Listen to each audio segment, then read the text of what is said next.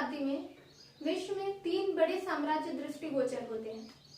भारत में मुगल साम्राज्य, मुगल साम्राज्य की स्थापना बाबर ने किया था। 1526 में बाबर द्वारा पानीपत का युद्ध लड़ा गया, जिसमें बाबर विजयी हुआ और मुगल साम्राज्य की नींव पड़ी। फारस में सफवी या सफावी साम्राज्य, फारस में सफवी या सफावी साम्राज्य। तुर्क में उस्मानी साम्राज्य। 18वीं शताब्दी के ये 3 बड़े साम्राज्य थे और उसी समय यूरोप में औद्योगिक क्रांति की सुगबुगाहट शुरू हो गई थी, जो इन तीनों साम्राज्य के लिए संकट था। औद्योगिक क्रांति होती तो इनके साम्राज्य का पतन होता, जो हुआ भी। सफवी साम्राज्य फारस में था। फारस में अफगानों का लगातार आतंक था। सफवी साम्राज्य में नादिर शाह का जन्म हुआ था। नादिर शाह फारस का था। उसका जन्म 1688 में 1688 में नादिर शाह का जन्म, इसका शुरुआती नाम नादिर कुली खां है। नादिर कुली खां का जन्म 1688 में 1688 में तुर्कमान वंश में हुआ था। कहा जाता है कि इसके पिता एक गरेड़िया थे और भेड़ों की ऊन से टोपी बनाकर उसे बेचकर अपना गुजारा करते थे। नादिर कुली खां का बचपन बहुत अभाव में, गरीबी में बीता है, इसलिए वो महत्वाकांक्षी होता गया, क्रूर होता गया, सनकी होता गया। नादिर शाह सफवी साम्राज्य में फारस में अफगानों को भगाने में सफल रहा। उसने फारस से अफगानों को खदेड़ दिया तथा सफवी साम्राज्य का शासक नादिर शाह से प्रसन्न होकर उसे अपने राज्य का कुछ भाग दे दिया। राज्य का कुछ भाग पाकर नादिर कुली खां प्रोत्साहित हुआ और उसने लगातार अभियान के विजय प्राप्त की और साम्राज्य विस्तार करने में लग गया। सफवी साम्राज्य का अंतिम शासक जिसकी मृत्यु 1736 में हुई। 1736 में सफवी साम्राज्य के अंतिम शासक की मृत्यु के बाद 1736 में नादिर कुली खां शाह की उपाधि धारण कर नादिर शाह के नाम से गद्दी पर बैठा। अब फारस का शासक नादिर शाह था, जो एक सनकी शासक था। वह लगातार अभियानों पर निकला, लगातार विजय प्राप्त कर रहा था वो, और अपने साम्राज्य का विस्तार कर रहा था। नादिर शाह ने 1738 में अफगानिस्तान पर आक्रमण कर कंधार को जीता, काबुल को जीता। 1738 में नादिर शाह का आक्रमण अफगानिस्तान पर हुआ और वह काबुल पर अपना कब्जा कर लिया और कंधार पर अपना कब्जा कर लिया। इसी क्रम में वह पेशावर में आया। पेशावर को जीतता हुआ लाहौर में पहुंचा। लाहौर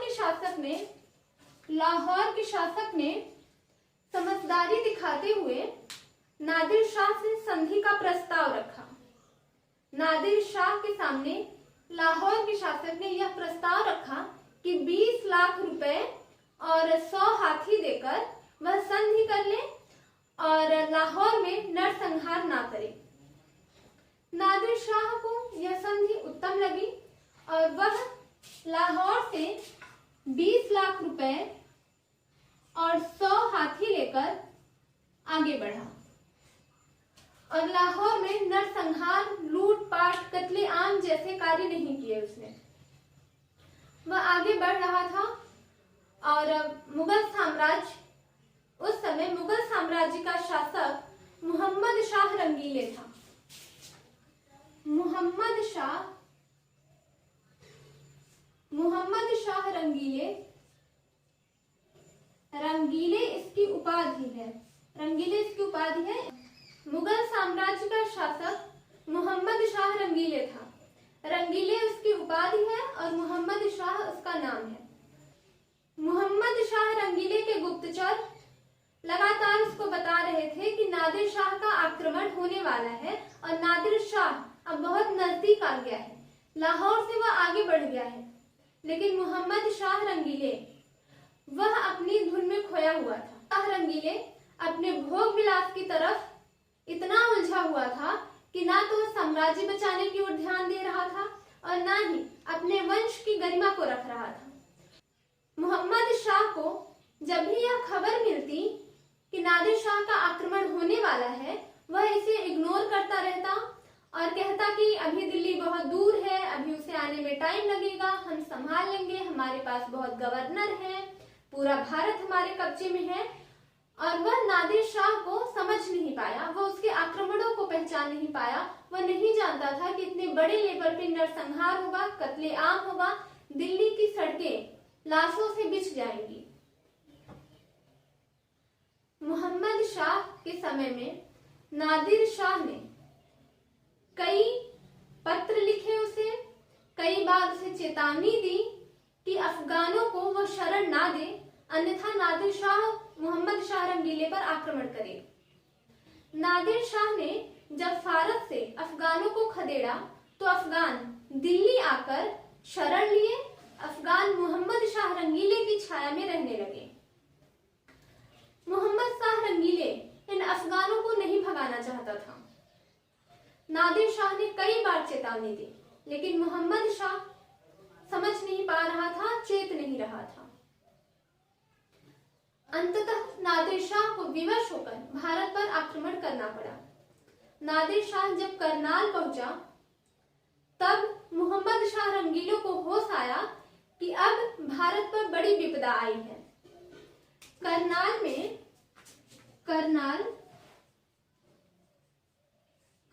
में जो दिल्ली से 75 मील दूर था, दिल्ली से करनाल 75 मील दूर था और करनाल में ही मोहम्मद शाह रंगीले नादिर शाह को रोकना चाहता था। वह नहीं चाहता था कि नादिर शाह दिल्ली में आए, दिल्ली में आके कत्लेआम करे, राजधानी को लूटे। अतः मोहम्मद शाह ने नादिर शाह को करनाल में ही रोकने का फैसला किया।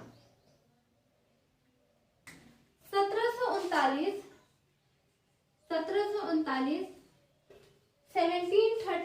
में मोहम्मद शाह, शहादत खां, निजाम उल मुल्क के कब्जे में पूरा दक्षिण भारत था। निजाम उल मुल्क मुगल साम्राज्य का गवर्नर था। मुगल साम्राज्य के अधीन रहकर यह दक्षिण भारत को गवर्न करता था। और शहादत खां जो अवध का गवर्नर था, बाद में अवध का शासक भी बना, जो अवध का गवर्नर था उस समय शहादत खां, वह भी मुगल साम्राज्य के अधीन था।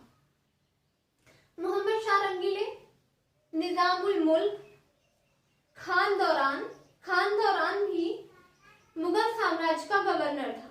खान दौरान निजाम उल मुल्क कमरुद्दीन और शहादत खां को लेकर करनाल पहुंचा। हालांकि शहादत खां देर से पहुंचा था, उसी दिन देर से पहुंचा था। निजाम उल मुल्क खान दौरान कमरुद्दीन 23 फरवरी 1739 को करनाल पहुंचे और 23 फरवरी की रात में शहादत खां पहुंचा। निजाम उल मुल्क, कमरुद्दीन और खान दौरान अपनी सेनाओं को लेकर 23 फरवरी के दिन में पहुंचे तथा शहादत खां पीछे से 23 फरवरी की रात में पहुंचा। 23 फरवरी 1739 करनाल पहुंचे ये लोग। करनाल जब शहादत खां की सेना पहुंची तो वह बहुत थकी हुई थी और सुबह 24 फरवरी को युद्ध करना था। शहादत खां अपनी बहुत कम सेनाओं को लेकर लेकर सिर्फ 30,000 सेनाओं को लेकर 30,000 सेनाओं को लेकर करनाल पहुंचा था। हालांकि शहादत खां उस टाइम बहुत पावरफुल था, उसके पास बहुत पावर था, फिर भी वह अपनी कम सेनाओं को लेकर वहां पहुंचा। उसका कारण मुगल साम्राज्य की आंतरिक नींव का हिल जाना था। मुगल साम्राज्य अंदर से पहले से ही बहुत खोखला हो चुका था।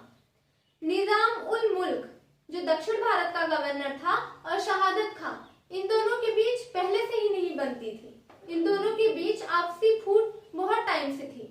शहादत खां खुद निजाम उल मुल्क बनना चाहता था और दक्षिण का पूरा भाग अपने कब्जे में लेना चाहता था। आंतरिक विद्रोह के कारण शहादत खां अपनी कम सेनाओं को लेकर वहां पहुंचा और बाद में धोखा भी दे देता है मोहम्मद शाह रंगीले को। शहादत खां जब अपनी थकी हुई सेनाओं को लेकर मैदान में आया, उसके हाथी घोड़े सब थके हुए थे।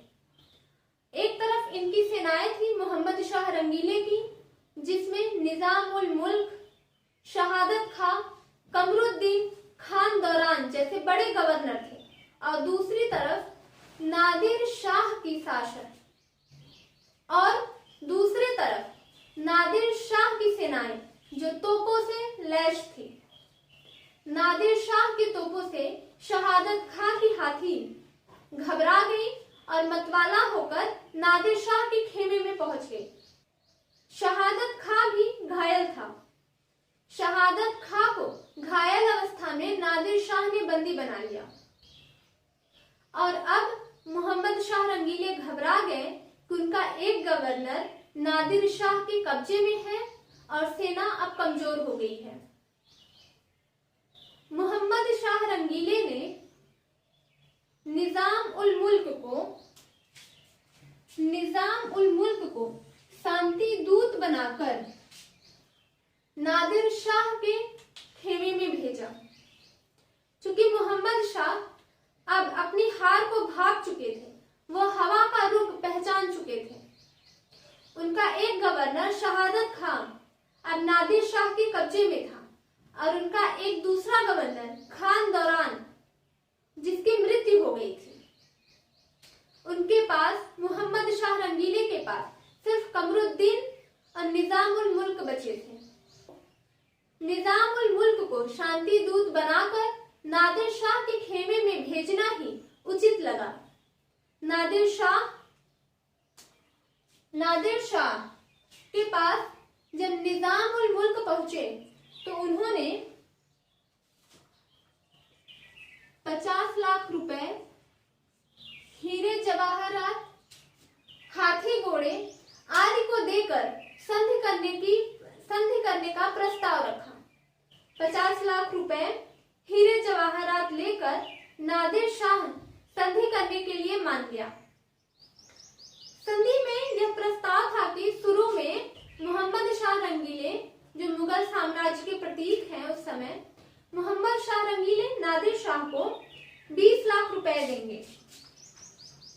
20 लाख रुपए देंगे और बाकी के रुपए वो धीरे धीरे इंस्टॉलमेंट में देते रहेंगे। नादिर शाह यह प्रस्ताव मान गया था और उसने शहादत खां को छोड़ दिया। शहादत खां अब बागी हो गया था। वह चाहता था कि निजाम उल मुल्क को हटाकर वह खुद दक्षिण का गवर्नर बने। न सिर्फ दक्षिण का गवर्नर, बल्कि अब वह मुगल साम्राज्य को हटाकर दिल्ली पर शासन करना चाहता था। शहादत खां अब नादिर शाह से जाके मिल गया। शहादत खां ने नादिर शाह से कहा, उसको भड़काया कि उसके अगेंस्ट मोहम्मद शाह रंगीले अब नई षड्यंत्र रच रहे हैं, नई नीतियां बना रहे हैं और उस पर आक्रमण करना चाहते हैं। जो उन्होंने संधि की है वो सिर्फ लोभ है, दिखावा है और एक जाल है उसको हराने का, उसको यहाँ से भगाने का। और शहादत खां ने नादिर शाह से यह भी कहा कि वह 20 लाख की जगह 20 करोड़ देगा। 20 करोड़ देगा। 20 लाख की जगह नादिर शाह को 20 करोड़ देगा और हाथी घोड़े हीरे जवाहरात भी देगा। नादिर शाह को शहादत खां का यह प्रस्ताव उचित प्रतीत हुआ और वह दिल्ली पर आक्रमण कर दिया। नादिर शाह से शहादत खां चाहता था कि वह पुनः दिल्ली पर आक्रमण करे और मुगल साम्राज्य को नष्ट करे। अतः नादिर शाह ने शहादत खां का प्रस्ताव स्वीकार कर दिल्ली पर पुनः 20 मार्च 1739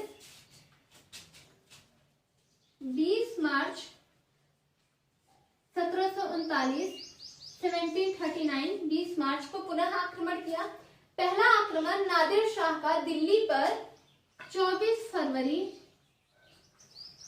1739 को हुआ था और पुनः शहादत खां के बहकावे के बाद नादिर शाह 20 मार्च 1739 को दिल्ली पर आक्रमण किया।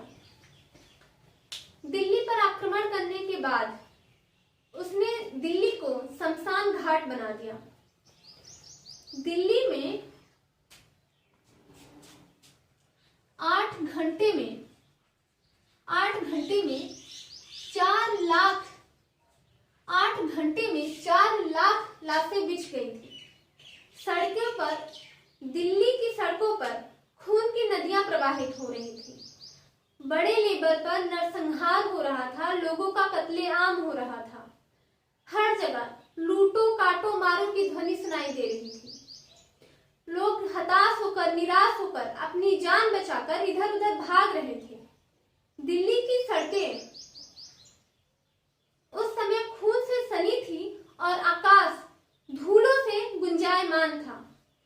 लोगों की चिल्लाहट, लोगों की गूंज पूरे दिल्ली, न केवल पूरे दिल्ली, संपूर्ण भारत में फैल गई थी।